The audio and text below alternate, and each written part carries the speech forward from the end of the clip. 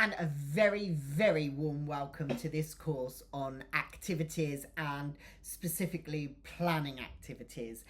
Every early years professional plans, carries out and evaluates activities with the children.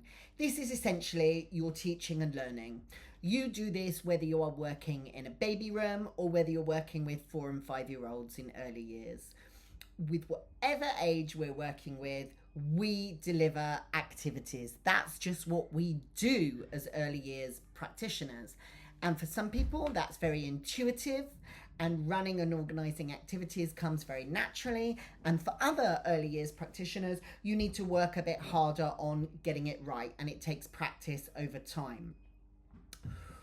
What we want you to do when you're delivering activities is to have a thoughtful approach to delivering activities. And that means planning what you're going to do and how you're going to do it, carrying it out according to the plan, making adjustments as you go through when you're live in action, and then evaluating how the activity went and how you could do it better or differently next time. Now, this isn't just for people that are studying on a diploma course, for example. This is what all early years practitioners all over the world, working in all kinds of early years settings, should be doing. Planning, carrying out, and evaluating. And this short course of around 6 hours is going to walk you through that process and help you with planning. So we've split it into 3 sections, section 1, section 2, and section 3. And I'm just going to walk you through now what the course is going to cover. So in section 1, we start off in section 1.1 by looking at intentional practice.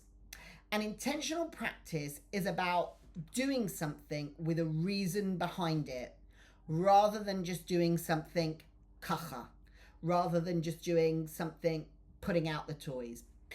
Intentional practice is thinking about ahead of time what you want to achieve and how you're going to achieve it and why you're doing something in that way.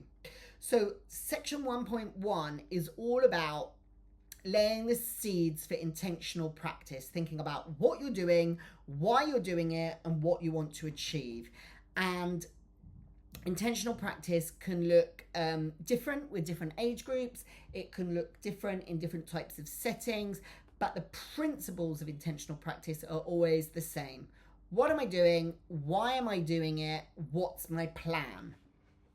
So once we've set that thinking in place, we're going to move on to section 1.2, which is about different types of activities. We're going to look at adult-led activities. That's when the adult, the early years practitioner, leads a purposeful activity with children, whether it's a group of babies or whether it's a group of 3-year-olds, 2-year-olds. Could be a floating and sinking activity, for example. It could be a painting activity, but it's where an adult leads an activity. We call that an adult-led activity. Then we have activities that are adult-initiated, when the adult might initiate the activity, set the provocations, but not necessarily lead it. Might still resource, might still support, might still encourage, but they're not taking an active leadership role. And then we have child-initiated activities, where children draw on the resources that are available to them, and they create and design and carry out and do their own activities in their own way for their own reasons and their own purpose. So 1.2 really looks on those 3 types of activities, distinguishes between them, and looks at how you can plan for adult-led activities, adult-initiated activities, and child-led activities. How do you create plans that support all 3 types of those activities? So that's section 1.2. Section 1.3 focuses in a little bit more on adult-led activities, okay? And essentially that's what the rest of the course will focus on. Adult-led activities, where an adult, the early years practitioner, leads an activity for a group or a whole class or one-to-one with a child, but the adult is leading that activity. And essentially we look at two different formats: flow in, flow out, and set time. Two very different approaches. Both of them are adult-led activities, and section 1.3 really explores the differences in those two formats: flow in, flow out, or open-ended, and set time. Okay, then we move on to section 2. Section 2 is split into 2.1 and 2.2. 2.1 is very, very heavily focused on how to plan an adult-led activity, how to create a plan. It looks at the elements of the plan, such as the age of the children, the size of the group, how to set learning intentions. So on your plan, you identify why am I doing this activity? What do I want the children to learn? How to structure and deliver the activity.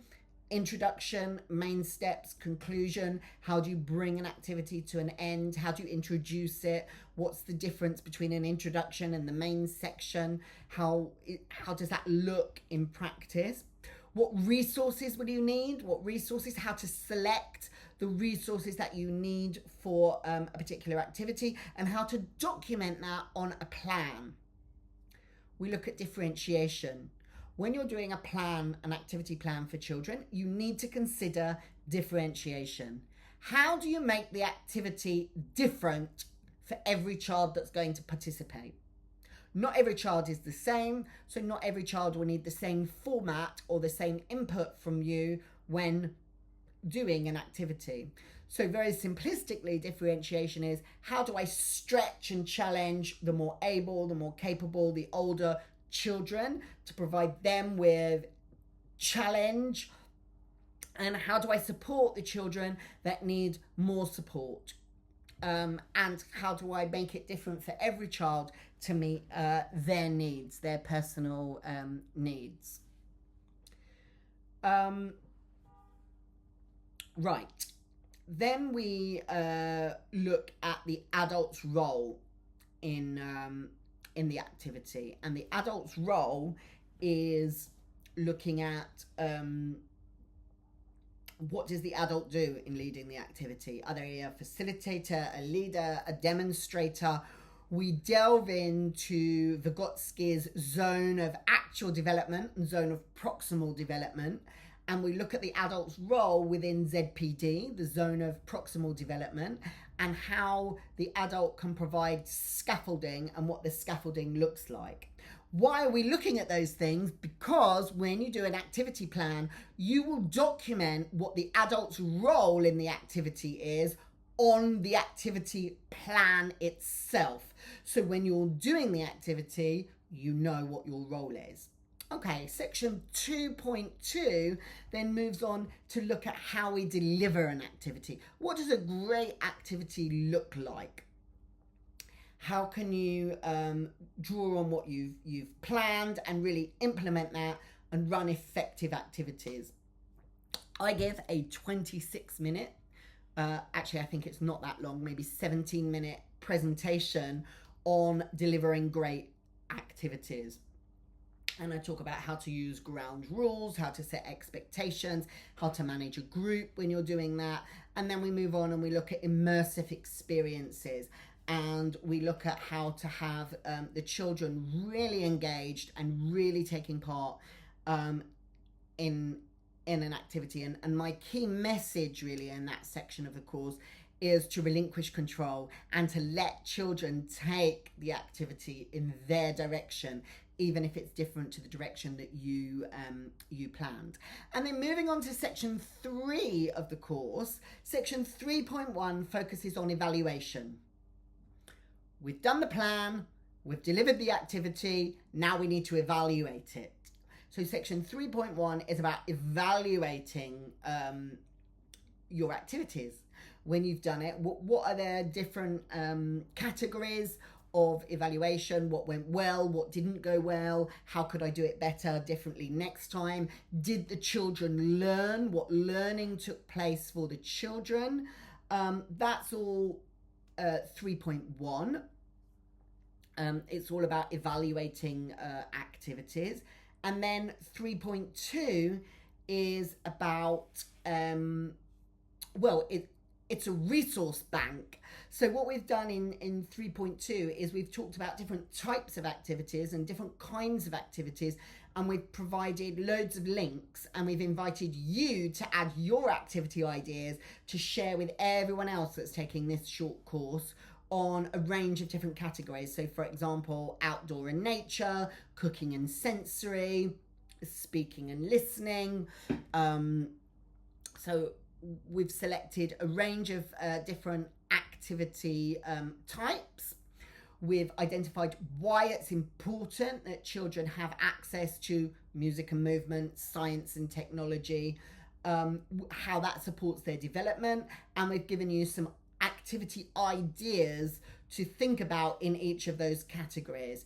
And that's really a present, a gift for you, so that when you come to plan your activities, you have a resource there that you can go to, you can look at, you can pick up, take the activities, adapt it for use in your setting. So there are a bunch of quizzes all through the course. There are a bunch of forums that we invite you to add your comments to comment on other people's comments. And there's a bunch of boards where you have the opportunity to upload, especially in section 3.2, for each category there's a board, and you get to upload your ideas, your activity ideas for that category, which is great. And that can be a YouTube clip, it can be something you filmed in your own setting, a photo of something you do, an activity plan that you upload, something you just write down on the board. But it's your opportunity to shine and to give your ideas. So that's it. Enjoy the course, sit back and have fun for the next 6 or so hours. This is an essential skill that every early years practitioner needs: how to plan, carry out and evaluate activities.